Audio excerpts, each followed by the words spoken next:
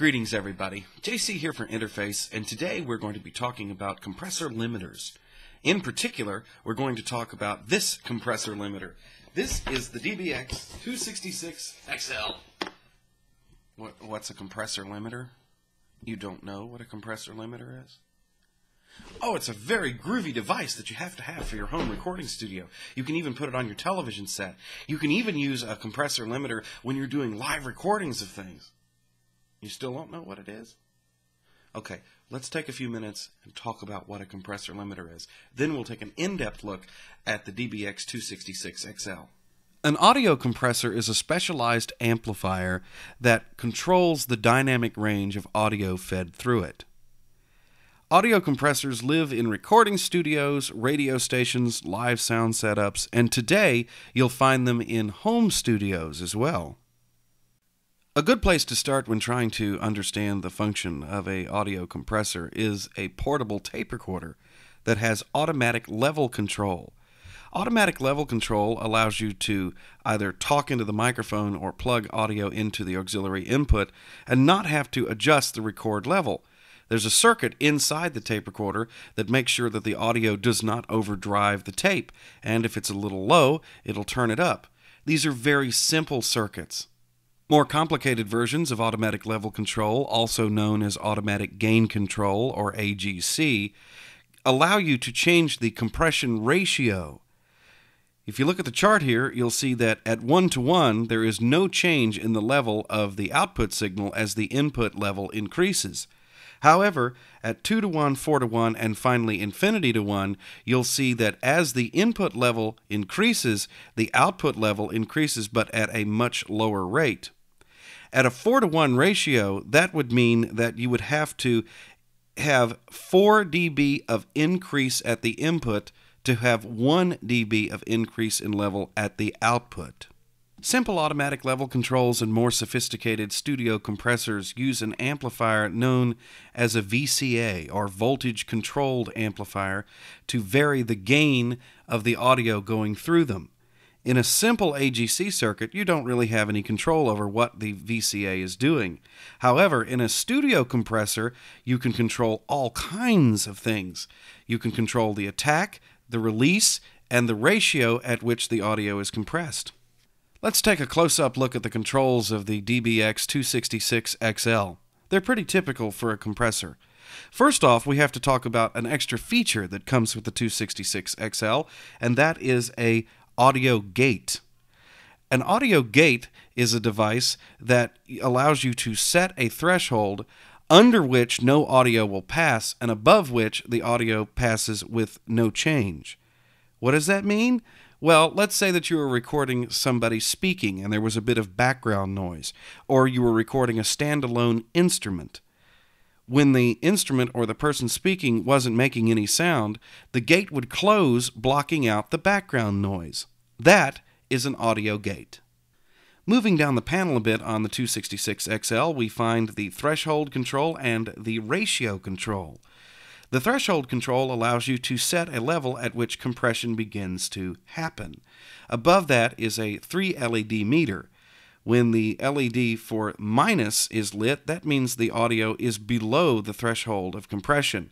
When the O is lit, that means it's in the over easy region. We'll talk more about that in just a second. When the plus is lit, that means that you are way above the threshold of compression on the audio, and the VCA is working very hard to try and reduce the levels. The over easy feature is switched in here. This is a special feature on dbx compressors that changes the knee of the compressor. And what that means is that as the audio level rises and crosses the threshold of compression, the over easy circuit makes that a more gentle transition. It makes for a more natural sounding compression. And then there is the ratio control. When set to 1:1, no compression takes place. The input of the audio will track exactly the output going into the box. It becomes a unity gain device. If you set it to 2:1, then an input increase of 2 dB only gives you a 1 dB of output increase. 4:1, 4 dB need to be added to the input level to create a 1 dB output increase, and at infinity to 1, no matter how loud you turn the audio up going into the compressor, the output should remain the same.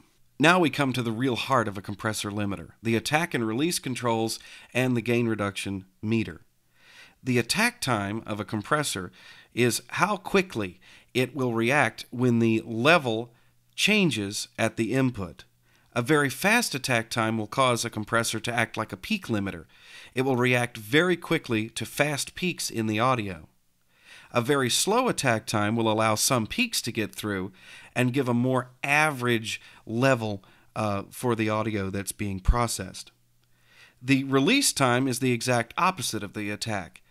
This sets how long the compressor actually hangs on to a level that it is set at by the attack time. A very fast release time means that the compressor will try to return to zero gain very quickly and actually follow the envelope of the audio being processed. A very slow attack time turns it into more of an automatic level control sort of reaction, where it just rides the average of the audio. The gain reduction meter tells you exactly how many dB of gain reduction the voltage-controlled amplifier is applying to the audio. These controls really are what allows you to change the sound of a compressor limiter, and you'll probably be spending most of your time turning and twisting on these and checking out the different sounds that you can get. On the dbx 266XL, there is an auto function. Now, on most compressors, when you press auto, that means it turns into more of a smooth AGC. Not with the DBX. Pressing auto will give you a very highly compressed sound. It sounds a lot like the very early DBX compressors when you press the auto button.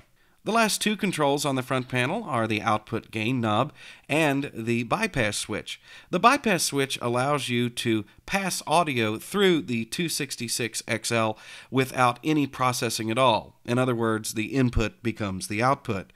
This is nice when you don't want to compress the audio for some reason, or you want to compare the processed audio to the original.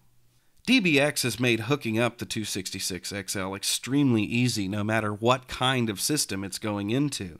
There are XLR plugs for use in radio studios and recording studios, plus there are phone jacks. These are 1/4-inch plugs that accept either balanced tip ring sleeve or TRS connectors, or they can take tip sleeve or standard mono phone jacks. In the middle, there is a button that sets the level of the device. You can either run it at +4 dBu, which is the level that most professional studios work at, or -10. This is what you're going to find in home studios or big home stereo setups where you might want to add a compressor. A standard phone cable with TRS connectors is exactly what is required to integrate the 266XL into any home studio environment with a small mixer. You can also use a standard unbalanced RCA to 1/4-inch phone adapter plug to hook the 266XL to home-type stereo gear. Let's take a look at the dbx 266XL in action. Here it is hooked up and processing some audio. The output of the stereo amplifier here is driving the input of the 266XL, and then the audio coming through the 266XL has been patched into this tape recorder here, and we are transferring audio from an LP into the amplifier, through the compressor, and to the tape deck.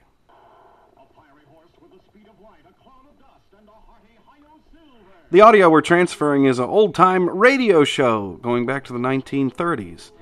And as you can see, we have the threshold set to where the audio sits in the over-easy portion most of the time.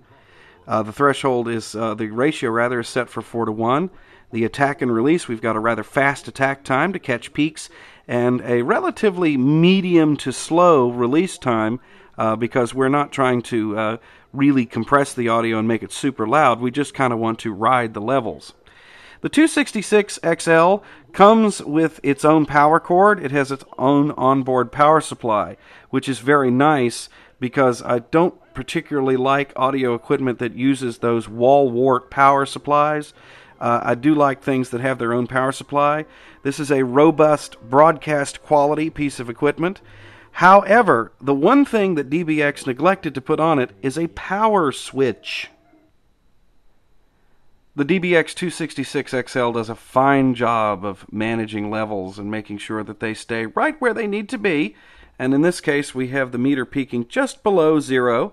Occasionally it will jump up, and we've got very consistent levels going on to our tape. Here's a visual representation of what the 266XL is doing to the audio. This is what it looks like uncompressed. Here's the audio after it has been compressed. Notice the peaks and the valleys are a lot closer together. The audio appears to be denser. The dbx 266XL operates in 2 modes. It can either be a dual channel operation where channel 1 and channel 2 operate independently, or they can be tied together using the stereo slave switch here. And what this basically does is it causes channel 1 to control channel 2. So anything that you do, turning a button or turning a knob or pushing a button over here, will affect this channel in exactly the same way. The benefit of running it in a stereo slaved mode is that when you have very complicated stereo where the gain in the left and right channels is very different, the stereo image will be extremely stable. In other words, if you have something that's a little bit louder over here on the left channel for just a second or two, it's going to cause the right channel to get louder. The entire stereo image will appear to go back and forth. However, the DBX circuitry is so stable that for most applications it could be run in a dual mono. And when you run it in dual mono, you have the added benefit of the box actually balancing the channels a little bit for you. So if your left channel is a dB or 2 hot, the compression will actually compensate for that, and the output will be nicely matched. So there's our look at the dbx 266XL. The price, not bad at all. Street price around $150. You may be able to do better than that if you find it on sale. For many, many years, studio compressors were extraordinarily expensive devices and way out of the reach of the average home musician or recording enthusiast.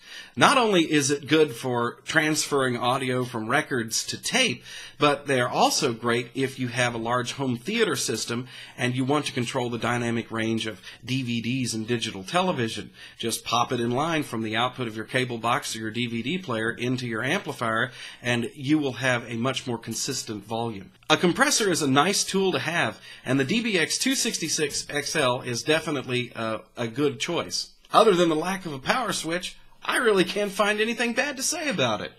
For Interface, I'm JC.